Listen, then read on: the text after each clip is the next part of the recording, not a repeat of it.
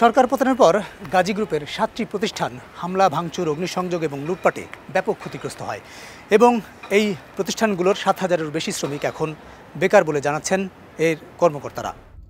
রূপগঞ্জে সাবেক মন্ত্রী গোলাম দস্তগীর গাজীর মালিকানাধীন গাজী টায়ার ফ্যাক্টরিতে এই চিত্র দেখা যায় সোমবার। যে যেভাবে পারছে লুটতরাজ চালাচ্ছে। এটা আমরা কখনো কল্পনা করতে পারি না যে এত পরিমাণ লুটপাট, এটা আসলে ইতিহাসে সাক্ষী হয়ে থাকবে। এলাকায় জমি দখল, অত্যাচার, নির্যাতনের অভিযোগে গাজী গ্রুপের প্রতিষ্ঠানগুলোর প্রতি স্থানীয় মানুষের এই ক্ষোভ বলে অনেকে বলছেন।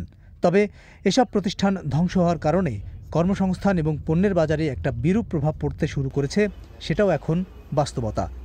ওইটাতে এখন বর্তমানে রেট করছে ৬,৩০০ টাকা। যেটাটা ছিল আপনার ১২০০ টাকা, ওইটাতে করছে আপনার ১৫০০ টাকা। যেটাটা ছিল আপনার ১৯৮০ টাকা কিনা, ওইটাটা বর্তমানে ২৫০০ টাকা কিনা। কতদিন ধরে এই আপনার গন্ডগোলের কিছুদিন পর থেকে এই অবস্থা। এখন বহির্বিশ্ব থেকে টায়ার আমদানি করতে হবে, টায়ারের দাম অলরেডি বেড়ে গেছে। তো এটা দেশের জন্য নিশ্চয়ই ক্ষতি। ব্যক্তিগতভাবে আমি ক্ষতিগ্রস্ত, এলাকার লোক ক্ষতিগ্রস্ত, দেশও ক্ষতিগ্রস্ত। তৈরি পোশাক, টেক্সটাইল, সিরামিক থেকে শুরু করে বহু রকম পণ্য উৎপাদন, আমদানি, রপ্তানির সঙ্গে জড়িত বেক্সিমকো শিল্প গ্রুপ। হাজার হাজার কোটি টাকা ব্যাংক ঋণ আর শেয়ার বাজারে কারসাজির অভিযোগে অভিযুক্ত এই গ্রুপের মালিক সালমান এফ রহমান। সাবেক প্রধানমন্ত্রীর এই বেসরকারি শিল্প ও বিনিয়োগ উপদেষ্টা এখন কারাগারে। দায় দেনা, খেলাপি ঋণ মামলার কারণে বেক্সিমকো গ্রুপের বিভিন্ন প্রতিষ্ঠান ঘিরেও তৈরি হয়েছে এক ধরনের অনিশ্চয়তা। এটি হচ্ছে আশুলিয়ায় বেক্সিমকোর পিপি কারখানা। এখানে ৫টি কারখানার মধ্যে ৩টি কারখানা আগুনে ভস্মীভূত হয়ে গেছে। আওয়ামী লীগ সরকারের আমলে বিশেষভাবে সুবিধাভোগী হিসেবে আলোচিত অন্যতম শিল্প group S Alam.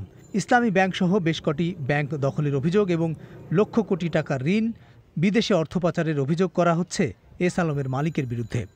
Beximco, S আলমের মতো বাংলাদেশের কয়েকটি শিল্প গ্রুপ আলোচনায় এসেছে, যারা বাংলাদেশে শিল্প বাণিজ্য, আমদানি রপ্তানি, বিদ্যুৎ ও ভোগ্যপণ্যের ব্যবসায় একচেটিয়া সুবিধা পেয়ে অস্বাভাবিক ফুলে ফেঁপে উঠেছিল।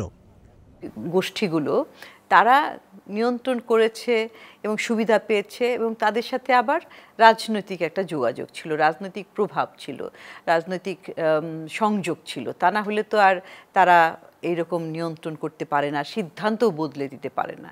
এই জন্যই বলা হয় যে এদের ক্ষমতা এত বেশি এবং কয়েকজন মিলে এটাকে পুরা একটা খাতকে নিয়ন্ত্রণ করে থাকে। সেই জন্যই এদেরকে বলা হয়ে থাকে অলিগার্ক।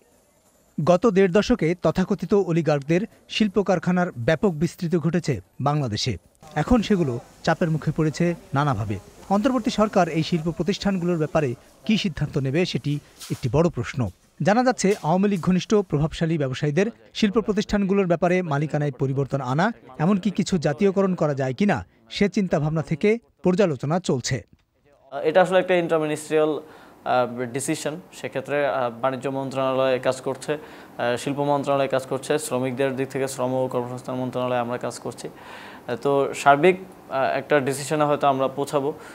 ইতিমধ্যে আমরা লিস্টিংও করছি যে কোন কোন অনেক প্রতিষ্ঠানের দেখা গেছে অনেক গার্মেন্টস ফ্যাক্টরির মালিকরা পালিয়ে গেছে, মালিকরা নেই। তো তাদের স্যালারিটা কীভাবে দেওয়া হবে, তো বা কীভাবে লং রানে এই প্রতিষ্ঠানগুলো চলবে, বা যারা শেয়ার হোল্ডিংয়ে আছেন তাদের মধ্যে থেকে কেউ দায়িত্ব নেওয়ার মতো আছেন কিনা, এই বিষয়গুলো আমরা পর্যালোচনা করছি। বেক্সিমকো এবং এস আলম শিল্পগোষ্ঠীর মালিকদের ব্যাংক হিসাব স্থগিত হয়, কোম্পানির ব্যবসা পরিচালনায় সংকট সৃষ্টি হয়েছে। এসব শিল্পগোষ্ঠীতে লক্ষ লক্ষ শ্রমিকের কর্মসংস্থান রয়েছে। এস আলম গ্রুপ ব্যবসা টিকিয়ে রাখতে সরকারের সহযোগিতা চেয়ে চিঠি দিয়েছে। ওই চিঠিতে হাজারো শ্রমিকের বেতন ভাতা পরিশোধে সমস্যা, খাদ্যপণ্য আমদানি ব্যাহত হয়, দেশে খাদ্য সংকট ও বস্তুগত সংকট তৈরি, এমনকি শ্রমিক অসন্তোষ হতে পারে বলে আশঙ্কা জানানো হয়েছে। শ্রম উপদেষ্টা বলছেন, সরকারের লক্ষ্য শ্রমঘন শিল্প রক্ষা করে ব্যক্তিদের শাস্তি নিশ্চিত করা। এখানে তো কিছু স্পেসিফিক ব্যক্তি আসলে জড়িত ছিল। এই প্রতিষ্ঠানগুলোকে ব্যবহার করে তারা মানি লন্ডারিং করেছে, ঋণ নিয়েছে, ঋণ খেলাপি হয়েছে। সেই ব্যক্তিদের ব্যাপারে সিদ্ধান্ত আসতে পারে, কিন্তু প্রতিষ্ঠানগুলোকে, বড় বড় প্রতিষ্ঠান, হাজার হাজার শ্রমিক আছে, তাদের জন্য তো আমরা কোনো সিদ্ধান্ত নিতে গেলে তাদের ব্যাপারটাও ভাবতে হবে, তাদের জন্য বিকল্প কর্মসংস্থানের কথা ভাবতে হবে, এবং এর প্রভাব জাতীয় অর্থনীতিতে কিভাবে পড়বে সেটাও আমাদেরকে বিবেচনায় নিতে হবে।